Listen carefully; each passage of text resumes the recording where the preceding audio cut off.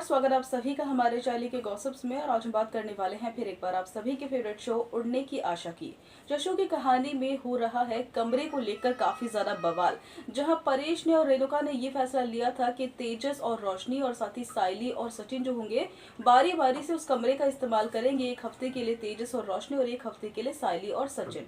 लेकिन रोशनी और तेजस का तो मूड ही नहीं बन रहा है उस कमरे को छोड़ने का, और हमेशा अगर कुर्बानी देनी पड़ती है तो सचिन और साइली को ही देनी पड़ती है, जिस वजह से दोनों को काफी ज्यादा परेशानी होती है। और आखिरी बार भी जब साइली और सचिन की बारी थी तो रोशनी और तेजस कमरे से नहीं निकले और साइली और सचिन को छत पर सोना पड़ा था। लेकिन इस बार बात तो हद से पार हो जाने वाली है, क्योंकि धूप में काम कर करके स्कूटी चला चला के साइली की तबीयत हो गई है बहुत ज्यादा खराब और उसे आराम करने की बहुत ज्यादा जरूरत थी। इसीलिए सचिन ने बिना किसी से पूछे ही अपनी बारी के हिसाब से साइली को तेजस के कमरे में सुला दिया था, जिससे वो आराम कर ले और फिर उसकी जो है तबीयत थोड़ी सी ठीक हो जाए।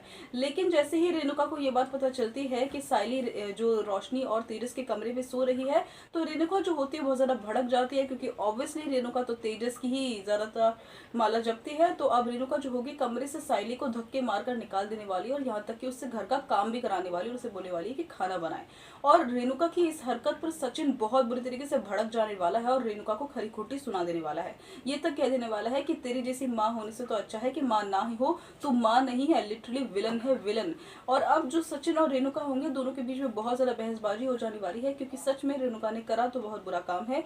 साइली की तबीयत खराब थी, इस बात को बिना जाने उसने कमरे से साइली को बाहर कर दिया और साइली की हालत और खराब होने लगी है। तो शो की आने वाली कहानी में क्या होने वाला और क्या रही, जानने के लिए हमारे चैनल को सब्सक्राइब कर बेल नोटिफिकेशन को जरूर दबा लें।